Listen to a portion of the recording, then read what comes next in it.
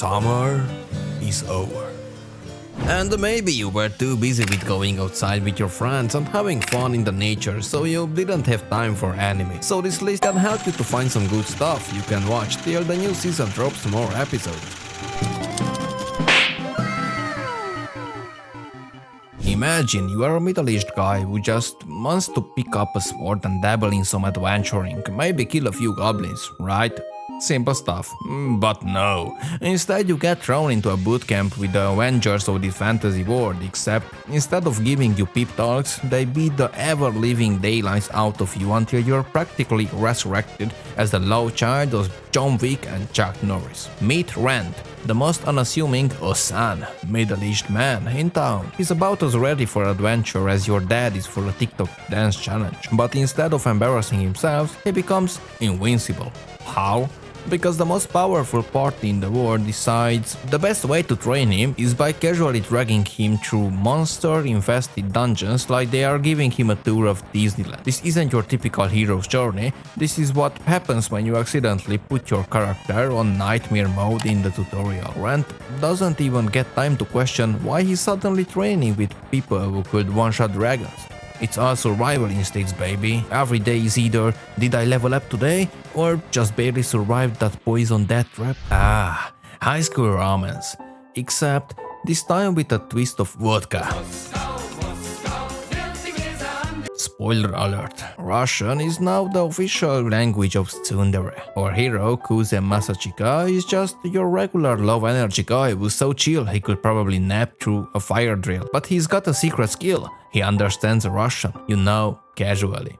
The problem, his beautiful ice queen neighbor Alia, doesn't know this, and she constantly mutters sweet little Russian insults and sometimes confessions right next to him. Milashka. なんだって。バカって言ったのよ。Milashka. Milashka. 可愛いってなんだよ、可愛いって。 Now imagine this scenario. You are sitting in class, zoning out, when the cute but scary Russian girl sitting next to you starts calling you Baka in her native tongue, but then whispers that you are also kinda cute. What's a guy supposed to do? Pretend you didn't hear? Understandably, Kuze's internal monologue is basically, do I say something? No, that would be weird, but also I kind of want to say something. If you have ever wanted to feel like you are getting romantic advice from Duolingo, or you just enjoy watching a clueless guy flail through a language-based love confession, check it out. Meet Bum. No, not the sound effect, but our protagonist, a sweet, doe-eyed cinnamon roll who probably wouldn't hurt a fly, unless that fly was blocking his path to the girl he's obsessed with. Bum has one goal: find Rachel, the most mysterious I'm not really sure if I should like you or hate you girl who told him, I'm climbing the tower to see the stars. Classic anime girl move, say something deep and philosophical before ghosting you. So naturally, Bum follows her into the Tower of God, which is basically the world's most elaborate escape room, but with magic, betrayal, and the occasional murder. Each floor is like leveling up in a video game, except the difficulty spikes are so insane you start questioning if the tower has something against you personally. In season 2, Bum gets separated by his friends and that girl, and he becomes really powerful because he joined an illegal organization. He's badass, cold, and emotionless. Anything comes in his way, it gets deleted. In season 1 we saw he's a cute, powerless guy. If you wanna see him become literally Eren Yeager final form, this anime is for you.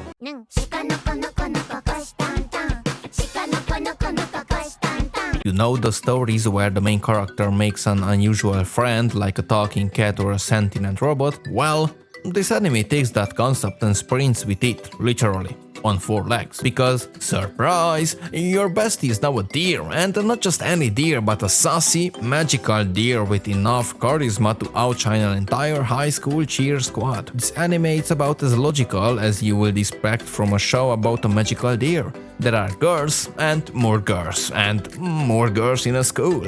Usually they talk about girl things, and somehow nobody notices that in their friend group is a dear girl. And at the end of the day, everybody is just...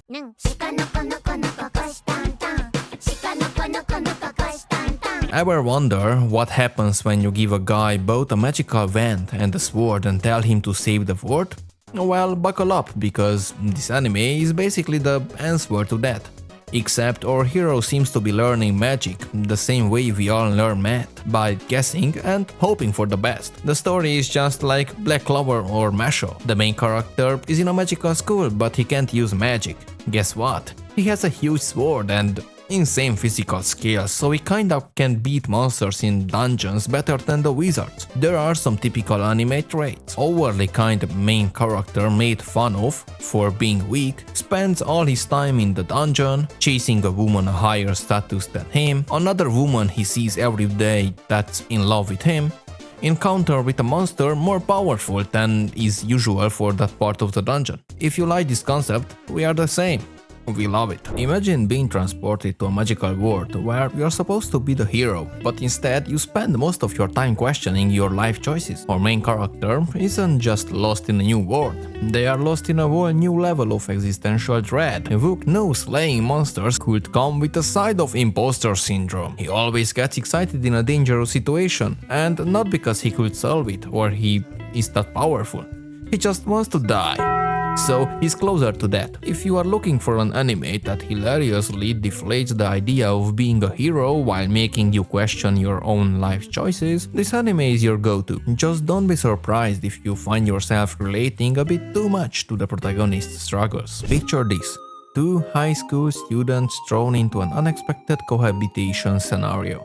The story seems simple, two step siblings trying to navigate life together. The humor is delightfully relatable, from failed cooking attempts that could make a food critic weep to hilariously misinterpreted situations that lead to more misunderstandings than a badly translated romance novel. This anime hits all the right notes for anyone who's ever shared a space with someone they didn't quite know how to live with. The characters are wonderfully quirky, with personalities that clash harder than two pots in a cooking disaster. You've got the responsible one, trying and failing to keep everything in check, and the carefree one who treats chores like they are optional. Also, is there love between them?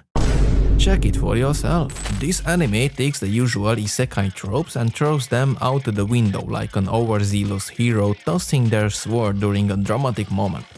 Instead of saving the world, our band of misfits is more focused on not getting themselves killed.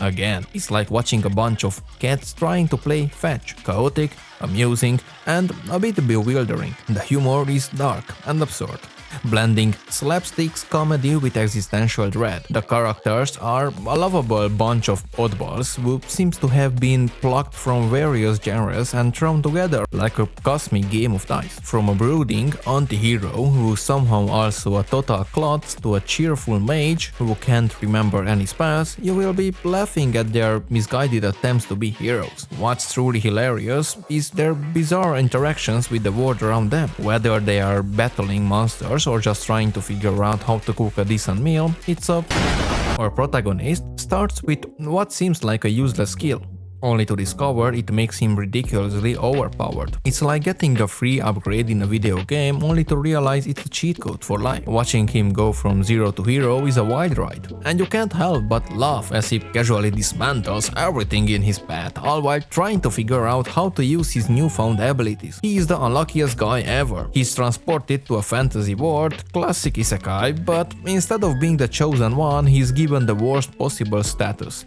low level trash tier spells. While everyone else gets overpowered abilities and shiny new weapons, well, he kinda gets teleported into a dungeon to, I don't know, die. Naturally, his reaction is, great, I'm going to die, spoiler.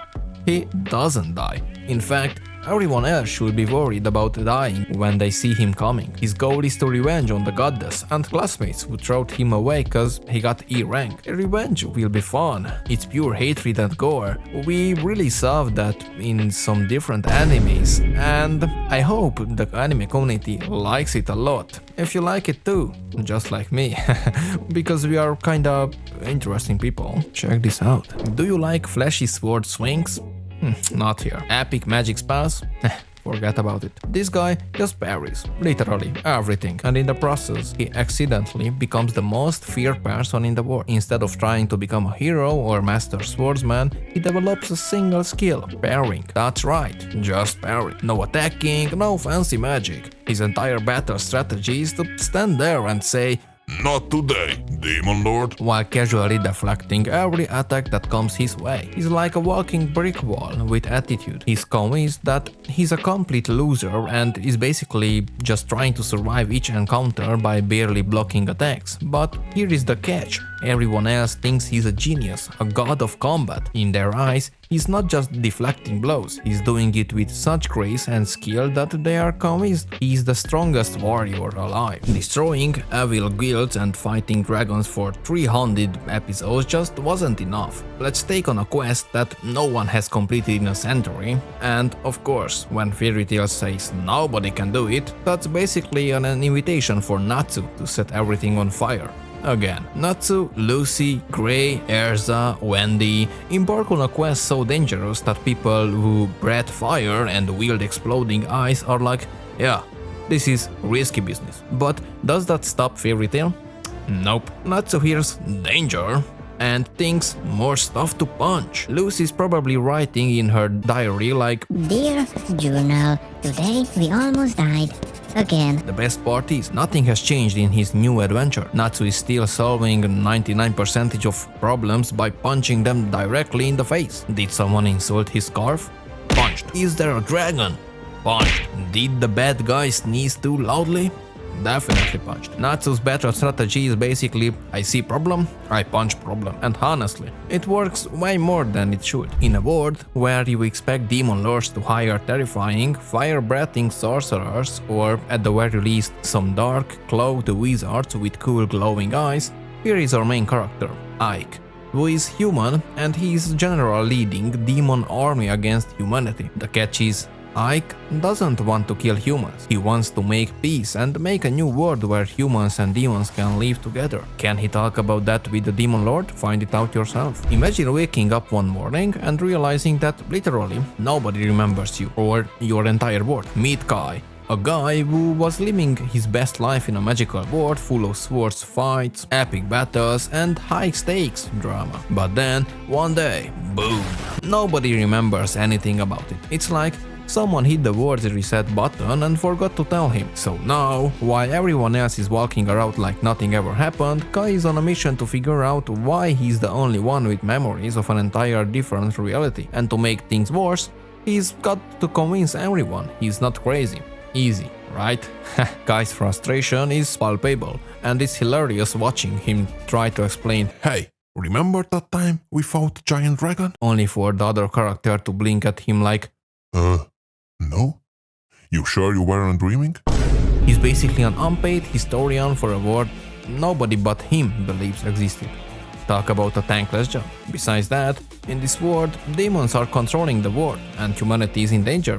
Kai must solve this too while wondering about his own existential problem. If you have ever thought, man, reality is overrated, I need a girlfriend who's half real, half 2D, then this anime is for you. The main character is obsessed with Riria, an anime character, and he spends all his time in his club room, the manga club. Suddenly, a girl walks in to join this club, but the guy is not interested. Until the girl puts on a Riria cosplay. The anime is full of cosplaying, events about them, and we can see how the cosplayer world is going on from the backstage. There are some ecchi and romance moments, cause that is what we need, to be honest. I really don't understand what's happening in this show. It feels like I'm watching something from the middle onward where they had already introduced several deep complex topics and concepts, and I'm missing out of crucial information about the story and world, but they actually haven't done anything of that yet. For now, I think you can compare it with a From Software game. When it comes to a world and character design, you get a 10 out of 10. But when it comes to lore and explanations, what's going on and how everything in this really believable fantasy world works, you need a 1-hour YouTube guide to understand what you actually see or read the item description. Except there is obviously no item description in an anime, and sadly, the characters barely and rarely explain anything. So you sit there, have an entertaining experience and want to get to know much more about everything. But the anime just